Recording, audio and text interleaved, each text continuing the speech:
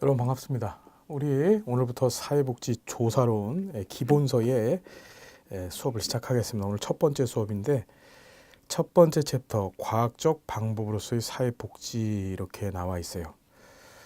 그러니까 사회복지를 할 때 사회복지 연구와 관련돼서 이제 과학적 방법을 쓰겠다는 얘기죠.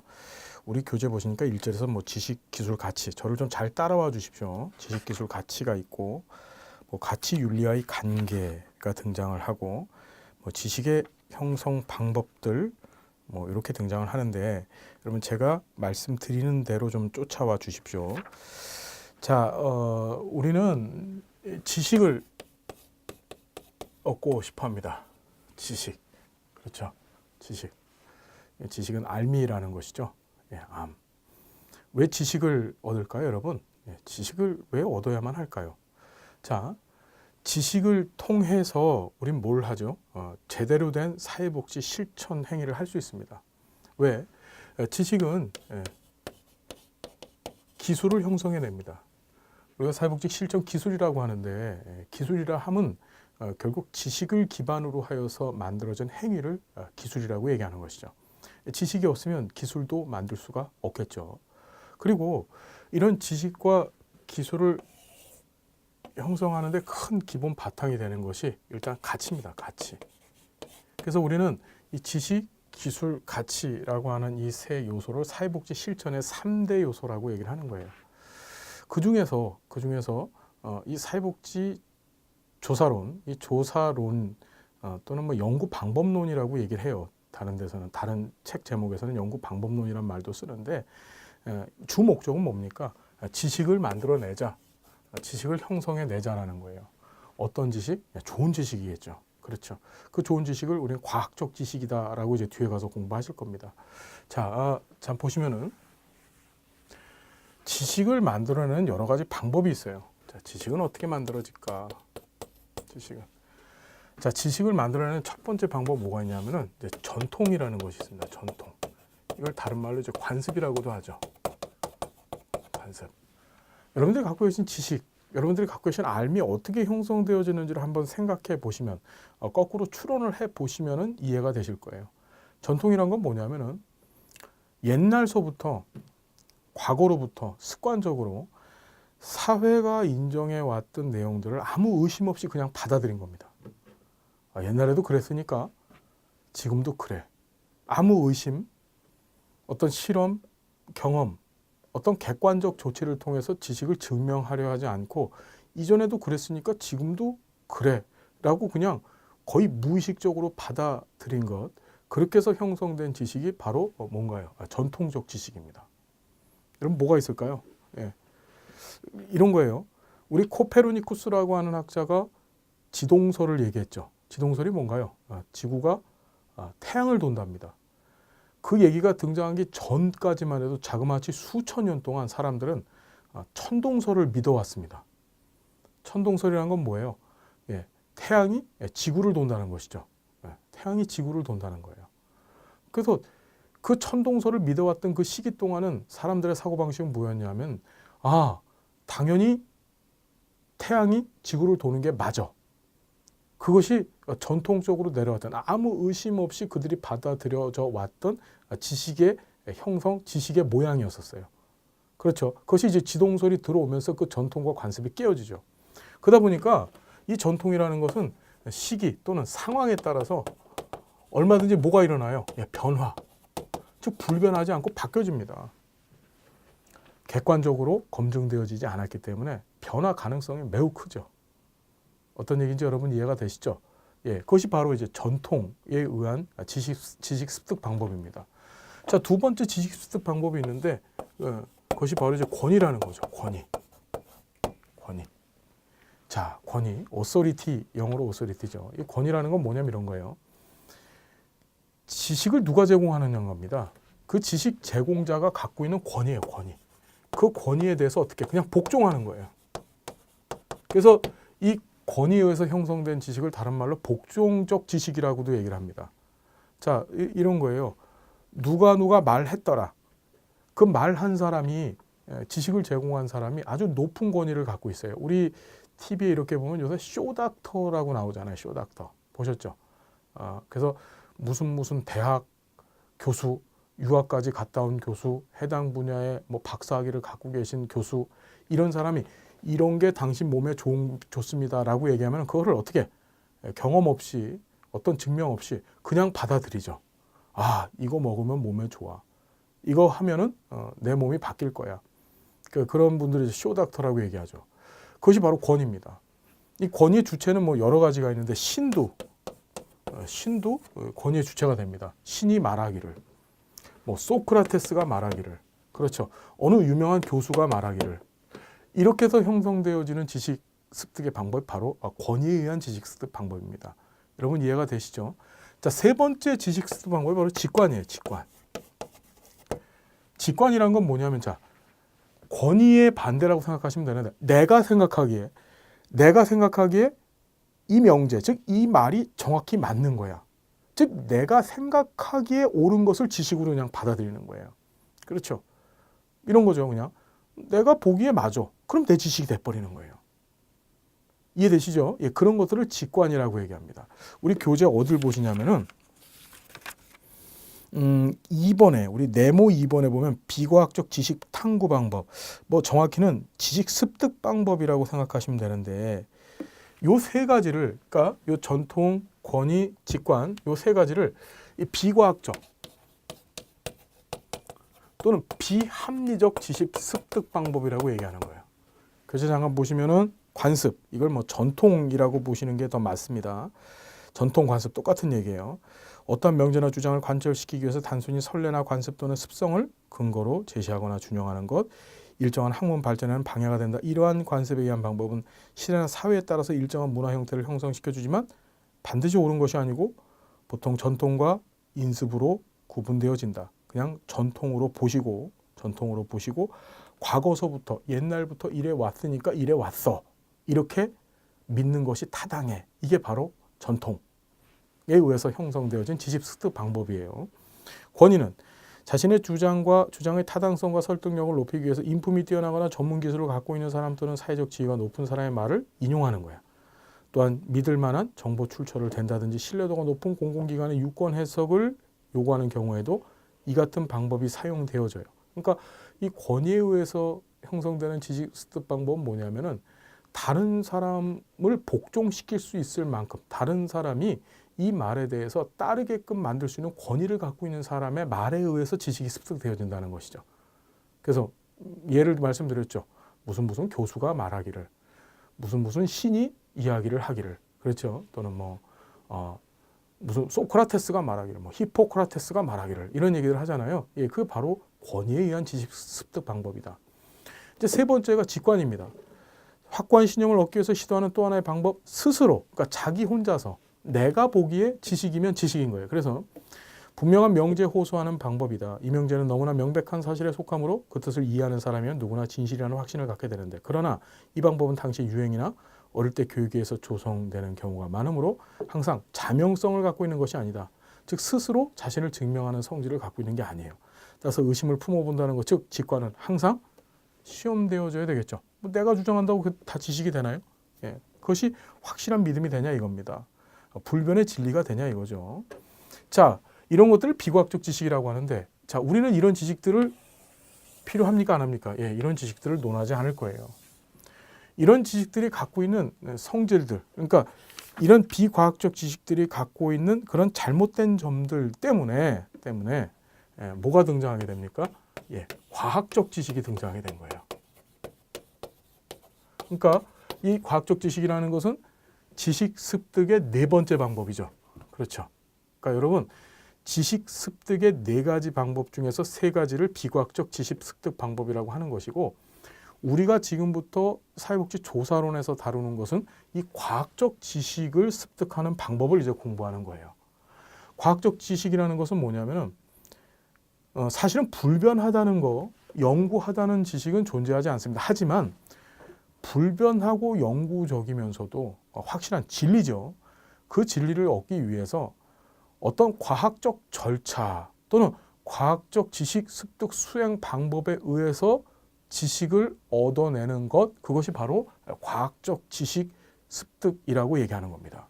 자, 보시면은요, 과학적 지식 탐구 방법이 이제 앞에 나와 있어요. 1번에.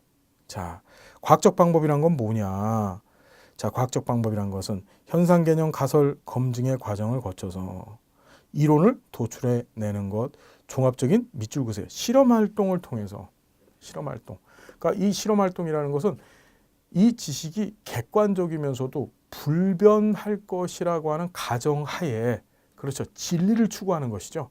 진리를 내 마음대로, 권위가 다른 사람 마음대로, 이것이 옛날부터 이건 내 마음대로라고 본다면 이 과학적 지식이라는 것은 뭐예요? 내 마음대로가 아니라 객관적 근거에 의해서 만들어진 불변적 진리를 찾고자 하는 방법이란 뜻이에요.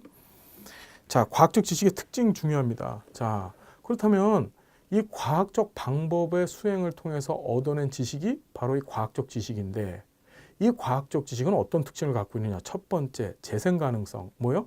재생 가능성. 자, 보면 과학적 지식의 재생 가능성이란 일정한 절차와 방법을 되풀이했을 때 누구나 같은 결론을 내릴 수 있는 가능성을 말한다. 다시 뭐라고요? 일정한 절차와 방법을 되풀이하면, 즉 지식 형성의 방법만 같다고 한다면 결론은 같아져야 된다. 그 얘기죠. 그래서 이러한 재생 가능성은 과정 및 절차에 관한 결과에 따른 두 가지로 나누는데, 전자를 입증 가능성, 후자를 신뢰성이라고 하더라. 이건 그냥 읽어보세요. 개념만 잡읍시다. 자, 두 번째, 경험성입니다. 과학적 지식의 경험성이란 건 연구 대상이 궁극적으로 인간의 감각에 의하여 지각될 수 있어야 된다. 다시, 경험성이란 건 뭐라고요? 내가 연구하고자 하는 대상이 인간이 가지고 있는 감각, 즉 보여줘야 되고 들려줘야 되고, 이해되시죠 여러분? 또 만져줘야 돼요. 이해되시죠? 자, 그래서 그러한 경험성은 인간의 감각기관에 대한 신뢰 문제와 추상적 용어에 대한 감각기관의 지각 가능성 문제 등이 대두되겠죠. 즉 보이지 않는 것도 있고 들리지 않는 것도 있거든요. 하지만 그렇지 않은 것도 지식이라고 얘기할 수 있습니다. 가장 대표적인 게 형이상학적 지식들이죠. 우리가 형이상학이란 말이 뭐예요? 자, 우리 철학의 분야를 나눴을 때 형이상학이 있고 형이하학이 있습니다. 형이상학이라는 것이, 이것이 뭐 눈으로 보여지지 않는 현상들에 대한 연구인데, 가장 대표적인 게 뭐 신학 같은 것들이 이제 형이상학에 해당하죠. 보이지 않는 것을 연구하는 거예요. 반면에 이제 형이하학이라는 게 이제 물질론적, 유물적인 것이죠. 유물론적 관점으로 연구 대상을 한정시켜 놓는 것이 형이하학입니다. 그래서 경험성을 갖고 있는 연구의 주제들은 주로 형이하학적인 것들이고, 형이상학이라는 것은 경험할 수가 없는 것들이죠. 여러분, 신이 보여요? 신이 만져져요? 그렇지 않잖아요. 그런 문제들이 발생할 수 있다. 자, 그래서 전자에 대해서는 객관성의 문제가 제기되기도 하지만 궁극적으로 인간의 어떤 사실에 대한 인식의 출발점은 지각이라는 점과 과학적 지식은 꼭 그것이 인간의 감각기관에 의해서 포착될 수 있어야 된다는 점이 강조된다. 즉 경험성에 근거한다고 한다면 형이하학적인 명제들을 연구하는 것이 사실은 바람직하다. 그 얘기예요. 정리하면, 자, 객관성이라는 것은, 과학적 지식의 객관성이라는 것은 건전한 감각기관을 가진 여러 사람이, 밑줄 긋게요, 여러 사람이 같은 대상을 인식하고 그로부터 얻은 인상이 일치한다는 것을 말한다. 그러니까 인상을 인식으로 좀 고쳐놓으세요. 뭐냐면은 같은 대상을 인식하고 인식해서 얻은 그 인식이 어떻게 다 동일하다는 거예요. 그렇죠. 즉 내가 저거 본 거랑 네가 저거 본 게 서로 어떻다는 거예요. 같은 거죠. 예, 그렇게 됐을 때 우리가 그것을 객관성이라고 얘기하는 거예요. 네가 저거 봤었을 때하고 내가 저거 봤었을 때가 서로 틀리면 객관성이 없다는 것이죠. 우리 이 객관성이라고 하는 개념은 과학적 지식의 아주 대표적인 특성입니다. 꼭 기억하세요. 지금까지 배운 거 재생 가능성, 경험성, 객관성. 그리고 자, 과학적 방법의 특징이 등장합니다. 이것도 중요한데 논리적이래야 되겠죠.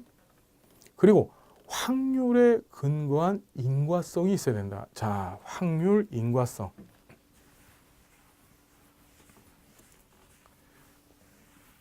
자, 인과성이라는 말. 자, 우린 이 얘기를 지금 또 굉장히 많이 다룰 텐데, 인과성. 원인과 결과의 관계를 얘기하는 것이죠. 그렇죠. 자, 무슨 소리냐. 어떤 원인이 제공되어지면 그 제공되어진 원인에 의해서 결과가 등장합니다. 근데 재밌는 게 이 원인 제공한다고 해서 이 원인 제공하면 100% 이 결과가 나오냐? 그렇지 않아요. 그렇지 않음에도 불구하고 우린 이렇게 얘기해요. 이 원인 제공했었을 때 이러한 결과가 나온다라고 얘기해요. 무슨 소리냐? 한 90% 정도만 이 원인 제공했었을 때 이러한 결과가 나와도 우리는 이 원인 제공하면 이런 결과가 나옵니다라고 얘기를 해요. 그거를 우리가 일반화라고 얘기하죠. 일반화. 다시 뭐라고? 일반화라고 얘기하는 거예요. 그러니까 이거는 다분히 뭡니까? 확률적인 거죠. 분명히 10%는 이런 원인을 제공해도 이런 결과가 나오지 않거든요. 근데 그건 어떻게? 확률적으로 봤었을 때는 무의미, 즉 의미가 없다라고 보는 거예요. 확률적으로 봤었을 때는 어떻게 돼요? 이런 원인 제공에서 이런 결과가 나오는 게 90%면 이건 이런 원인에서 이런 결과가 다 나와라고 얘기하는 거죠. 그 일반화라고 하는 겁니다. 그래서 확률에 의한 인과성을 강조하는 것이 바로 과학적 방법의 특징이다. 일반화를 통해 보편적인 것을 지향한다. 지금 말씀드렸죠. 그러니까 확률에 의해서 어떤 인과성이 보여지면 그걸 갖고서 일반화를 시켜버리는 거예요. 이건 이렇습니다. 이렇게 말입니다. 그래서 뭐 이런 거죠. 우리 사회복지에서는 가난한 가정에서 자란 아이들이 다시 그 가난을 대물림할 가능성이 많다. 그렇죠. 이게 일반화된 거예요. 그럼 일반화의 원인을 찾아보면은 가난한 가정의 아이들을 쫙 찾아봤어요. 그랬더니 한 100명 정도인데 100명을 샘플링 했다고 합시다. 그중에서 90명이 진짜 가난한 가정에서 태어나서 나중에 성장했었을 때도 가난하게 됐더라라고 보여진 거예요. 반면에 10명은 가난한 가정에서 태어났음에도 불구하고 나중에 성이 되었을 때 가난하지 않았거든요. 이해되나요? 근데 이 10명은 봅니까? 안 봅니까? 안 보는 거야. 확률적으로. 그래서 90명만 보고서 가난한 가정에서 태어나면 즉 원인이 그러면 가난하게 되어진다. 결과가 이렇게 되어진다라고 만들어버리죠. 그 일반화라고 얘기해요. 그러니까 확률적 인과성의 근거에서 일반화를 만든다. 정리됐죠? 간결화를 통해서 최소한의 설명 변수로 최대의 설명력을 유도한다. 자, 설명 변수라는 게 뭘까? 바로 요거예요. 원인을 일으키는 변수입니다. 원인을 일으키는 변수. 즉, 이 원인을 일으키는 변수를 설명 변수, 또 다른 말로 여러분들이 잘 알고 있는 독립 변수라고 얘기하죠. 독립 변수를 설명 변수라고 하는 거예요. 그래서 어떤 독립 변수에 대해서 어떤 결과가 등장을 해. 이걸 결과 변수라고 하죠. 다른 말로 종속 변수라고 얘기를 해요. 그렇죠. 그런데 조사를 하기 위해서는, 즉 과학적 연구를 하기 위해서는 이 원인을 단순하게 만듭니다. 즉 이 원인에 대해서 이런 결과가 나와를 알고 싶은 거지. 이 결과를 만들기 위해서 어떠한 다양한 변수들이 있다. 이 얘기를 얘기하고 싶지 않은 거예요. 즉 여기서 본다면 가난한 가정에서 태어나는 거 하나만 가지고서 가난하게 된다를 설명하고 싶어 하는 것이죠. 그걸 간결성이라고 얘기하는 거예요. 자, 그래서 간결화를 통해서 최소한의 설명 변수, 즉 독립 변수로 최대의 설명력, 즉 최대의 종속 변수와 독립 변수 간의 관계, 즉 인과관계를 증명하고 싶어 하더라. 자, 구체화를 통해 검증하고자 하는 개념을 정확히 측정해야 되고, 구체화, 상호 중환성에 의해서 밑줄 긋습니다. 서로 다른 동기에도 불구하고 동일한 결과. 이 상호 중환성이라는 말이 이겁니다. 동기가 틀리더라도, 그렇죠, 절차가 같다고 한다면 어떻게? 결과는 같아져야 된다. 그 얘기죠. 경험적인 검증 가능성에 의해서 이론의 유용성이 인정되어져야 됩니다. 경험적 검증 가능성, 실험합니다. 그렇죠. 객관적 절차에서 실험하고 실험에서 얻어진 결과를 가지고서 이론을 만들어내는 거예요. 그냥 내 맘대로 만드는 게 아니고. 과학적 연구는 새로운 이론에 의해서 밑줄 긋습니다. 이게 시험에 등장합니다. 언제든지 수정 가능하다. 지금 진리라고 해서 영원한 진리가 아닙니다. 즉 지금 과학적 방법을 통해서 얻어낸 과학적 지식이라고 해서 우린 진리를 추구할 뿐이지 얻어진 진리가 영원 무궁하지는 않죠. 어떤 사람이든지 누구든지 간에 영원한 진리를 얻고 싶어 합니다. 그렇죠. 그러기 위해서 우리는 과학적 방법이라고 하는 방법을 사용하지만, 그렇죠. 그렇다고 해서 우리가 과학적 방법 절차를 통해서 얻어낸 지식이 영구 불변한 진리가 되지는 않는 거죠. 시대와 상황에 따라서 바뀌어질 수 있다는 거예요. 그래서 이걸 수정 가능성, 즉 과학적 연구는 새로운 이론에 의해서 언제든지 수정이 가능하다. 즉 바뀌어질 수 있다는 거. 그렇기 때문에 과학자는, 즉 과학적 연구를 하는 사람은 어떻습니까? 항상 어떻게 됩니까? 예, 겸손해야 되는 것이죠. 예. 자, 앞에 있는 내용들 뭐 이 정도만 보시면 됩니다. 지식의 비과학적 지식 탐구 방법, 그래서 과학적 지식 탐구 방법 등장했다는 것까지 이렇게 해서 정리하고요. 자, 제 3절 봅니다. 과학적 연구의 과정. 자, 우리 교재를 보니까 문제 정립, 가설 구성, 연구 설계, 자료 수집 분석, 그 다음에 보고서 작성. 자, 지금 머릿속에다가 요 폼을 정확히 잡아 놓으셔야 돼요. 과학적 연구의 절차 또는 방법입니다. 우리 뭐 학사 때도 마찬가지고 석사, 박사 때 논문 쓰셔본 분들 계시겠지만 이 논문 쓰는 절차죠. 우리가 지금 조사 방법론 공부하는 게 사실은 논문 쓰는 절차를 공부하는 거예요. 자, 여러분들 머릿속에 이 과정이 꼭 정립이 되어져 있어야 되는데, 자, 뭐냐? 첫 번째, 나는 뭘 연구할 것인가? 즉 연구 문제를 정합니다. 즉 연구 문제 또는 조사 문제를 결정하고, 그게 첫 번째죠. 난 뭘 연구할 것인가? 우리 조사라는 말, 연구라는 말, 이 조사 방법론에서는 동일한 용어로 사용되어져요. 조사론에서는요. 그러니까 연구 또는 조사 같은 말로 쓴다는 거 기억해 두세요. 문제가 설정되면 이걸 가지고서 가설을 설정합니다. 가설. 뭘 만든다고요? 가설 설정해요. 가설이라는 말은 뭘까요, 여러분? 가설이라는 말은. 자, 아직 입증되지 않은, 즉 아직 확실히 그 실체가 드러나지 않은 현상에 대해서, 즉 당연히 그 현상의 주체는 연구 문제가 되겠죠. 문제 중에서 아직 입증되지 않은 것에 대해서 이러이러하게 될 것이다 라고 하는 미래지향적 또는 예측적으로 만들어진 문장을 가설이라고 얘기해요.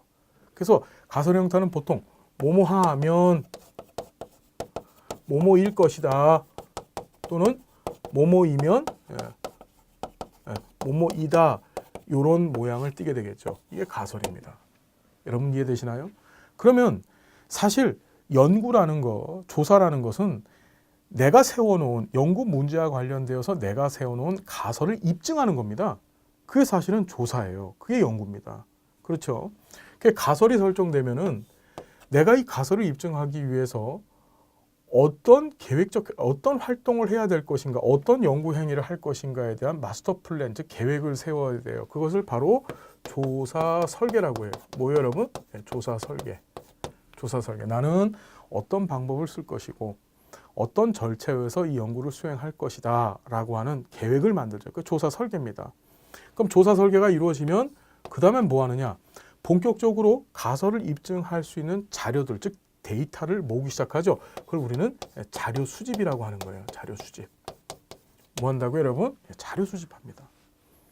그 자료 수집이 끝나고 나면 수집된 자료를 가지고 어떻게 가공합니다. 즉 그 자료에서 얻어낼 실질적인 내용들이 무엇인지, 즉 가설을 세워놨는데 이 가설을 입증하기 위해서 수집되어진 자료를 통해서 진짜 가설 내에 포함되어지는 진리가 무엇인지를 찾아내요. 그것을 우리는 뭐라고 해요? 자료 분석이라고 하는 거예요. 자료 분석. 자, 그럼 여기서 끝이냐? 자, 시험 문제 잘 등장합니다. 이 조사 과정에 또는 연구 과정의 끝은 자료 분석으로 끝나는 것이 아니라 반드시 끝은 보고서를 써줘야 돼요.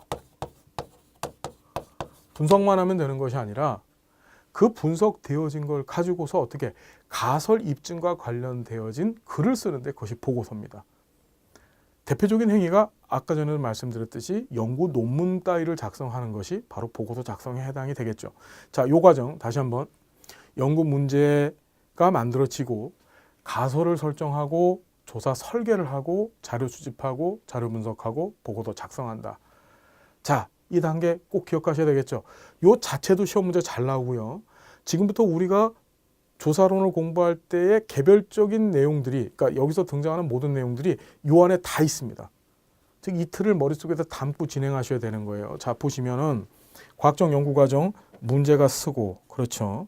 문제 쓰면은 연구자가 또는 조사자가 연구에서 취급하고자 하는 주제, 연구의 목적 및 연구의 실제적 중요성과 이론적 의의 등에 관해서 명확한 구상 갖고 이를 논리적으로 정립하더라.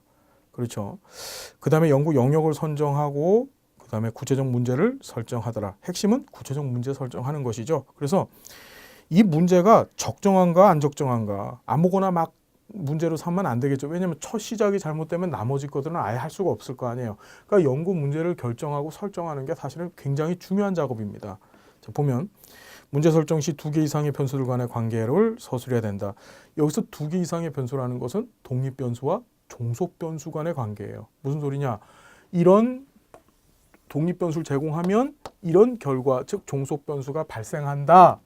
이걸 무슨 관계? 인과관계라고 얘기하죠. 자, 그리고 문제는 가능한 한 명백하고 확실해야 되고 문제 설정은 연구를 통해서 해결될 수 있어야 된다. 무슨 소리예요? 앞에서 공부하셨죠? 연구를 통해서 경험적으로 입증할 수 있어야 되는 거예요. 무슨 말인지 되시나요, 여러분? 그냥 내 머릿속에서 입증하는 것이 아니라 경험적 입증이 가능해야지만 그것이 제대로 된 연구 문제다. 자, 뭐 문제에 대한 이론적 준거 설정 읽어보시고 그 다음에 가설 구성하죠. 자, 가설 보면은 일반적으로 둘 이상의 변수 또는 현상 간의 관계를 설명하는 자 밑줄 긋습니다. 검증되지 않은 아직까지 입증 안 했어요. 이 가설을 검증, 즉 입증하는 절차가 조사 과정이고 입증되어져서 나온 결과물이 보고서죠. 이해되시죠, 여러분? 결국은 연구라고 하는 거, 조사라는 것은 자기 가설을 입증하는 겁니다. 무슨 말인지 알겠죠? 자, 그래서 명제 또는 연구의 문제에 관해서 검증할 수 있도록 기술된 잠정적 응답이다. 잠정적 응답이란 말 헷갈리지 마세요. 아직 입증되지 않은 나만 그렇게 생각하고 있는 즉 연구자 조사자가 그렇게 생각하고 있는 그런 생각이에요. 자, 그래서 꼬라지가 모양이 어떻게 생겼다. 독립변수와 종속변수. 지금 말씀드렸듯이 독립변수는 원인, 종속변수는 결과를 나타낸다 그랬죠.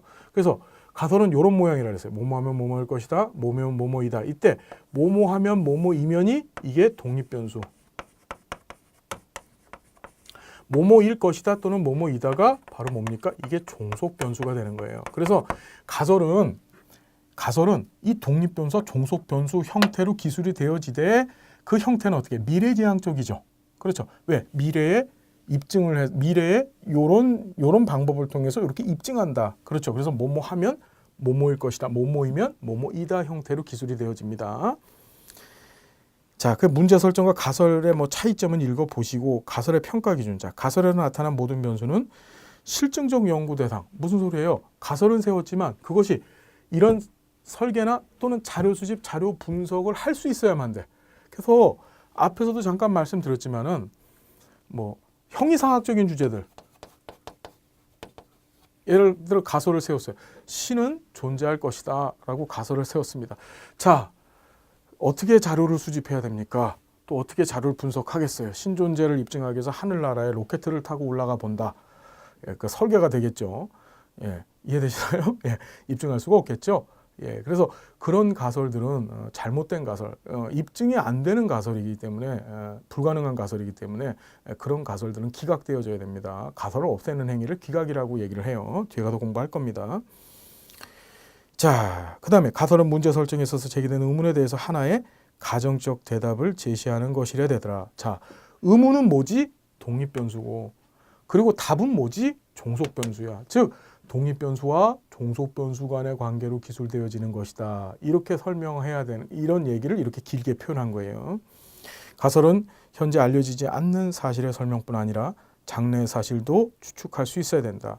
그러니까 사실은 장래, 미래지향적 이야기죠. 그렇죠. 가설은 가능한 한 단순해야 된다. 즉 앞에서도 공부하셨듯이 단순 한 가지 독립변수에 대해서 한 가지의 종속변수를 생산해낼 수 있는 것이 가장 바람직한 형태의 가설 유형입니다. 자, 그 다음에 이제 연구 설계를 하죠. 조사 설계 또는 연구 설계 똑같은 말이라 그랬어요. 그래서 연구자가 실증적으로 검증할 수 있는 가설을 설정을 하면 가설에 설정된 여섯 변수들 간의 관계를 검증해서 연구 설계를 합니다. 그래서 연구 설계란 연구 문제에 대한 해답을 얻기 위해서 연구를 실시하는 계획, 가설에 규정된 변수 관계를 오차없이 분석하기 위해서 뭐 외부 변수의 영향을 효과적으로 통제한다. 외부 변수의 영향을 통제한다는 소리는 무슨 소리냐? 우리가 알고 싶은 거는 이 가설로 형성되어진 이 독립변수와 종속변수 간의 관계입니다. 그런데 이 독립변수와 종속변수 간의 관계 안에 뿅 하고 바깥에서 무엇인가 확 끼어 들어와요. 그걸 이제 외생변수 또는 외부변수라고도 얘기하는데 이것들이 들어와서 우리가 진정으로 알고 싶어하는 이 독립변수와 종속변수 사이의 관계를 잘못 만들어 버립니다. 왜곡시켜 버리죠. 그래서 제대로 된 연구 설계를 하려면 이것들이 못 들어오게 다 막아야 됩니다. 무슨 얘기인지 이해가 되시나요? 자, 그 얘기를 한 거고요. 연구 설계 시 연구자가 고려될 사항들, 연구 대상이 되는 현상에 관한 지금까지 연구가 어느 정도 이루어졌는가, 연구 유형에는 어떤 것들이 있는가 생각해 봐야 됩니다. 무슨 소린가요? 내가 이제부터 연구하는데 이 연구 주제와 즉 문제와 관련되어서 선행 연구들, 다른 사람들은 다른 연구자들은 어떤 연구 결과를 만들어냈을까? 그러니까 항상 기억하셔야 되는 게 뭐냐면 연구를 하기 전에 반드시 다른 사람들이 해놓은 연구를 찾아봐야 되죠. 그러니까 이런 보고서 작성한다고 했는데 다른 사람들도 이런 과정을 거쳐서 보고서를 만들었을 거 아니에요. 그게 논문입니다. 다른 사람들의 논문들을 다 찾아서 공부하고 그리고 나서 시작해야 되는 거죠. 자, 그 얘기입니다. 연구 유형에는 어떤 것들이 있는가? 연구 유형들 뒤에 가서 공부합니다. 연구를 실시하는 데 활용한 자원들 보고요. 연구의 결과가 조직 관리자들에게 어느 정도로 수용되어 활용될 수 있는 것인지, 즉 연구의 결과 쓸모 있느냐? 내가 이런 가설을 세워서 이런 연구를 진행을 했는데 만들어졌습니다. 어떤 연구 결과. 근데 이것이 사회적으로, 그렇죠? 아무 쓸모가 없는 불필요한 쓸데없는 연구다라고 한다면은 고생한 보람이 없겠죠. 그러니까 연구 결과는 가급적이면 어떤 게 좋습니까? 사회적으로 유용한 것들, 정책 또는 어떤 제도 이런 데서 수용되어지고 활용할 수 있는 연구가 바람직한 것이다. 그런 것들을 연구자들은 고민해 봐야 된다는 거예요. 자, 이제 자료 수집과 분석 관련해서 다음 시간서부터 계속 진행하겠습니다. 이 프로세스 꼭 기억을 해 두십시오. 자, 오늘 고생 많으셨어요. 조사론 처음 시작이었는데 할만하시죠, 여러분? 제 강의 잘 따라와 주십시오. 자, 함께 해서 고맙습니다. 다음 시간 또 행복한 모습 만나 뵐게요. 감사드립니다.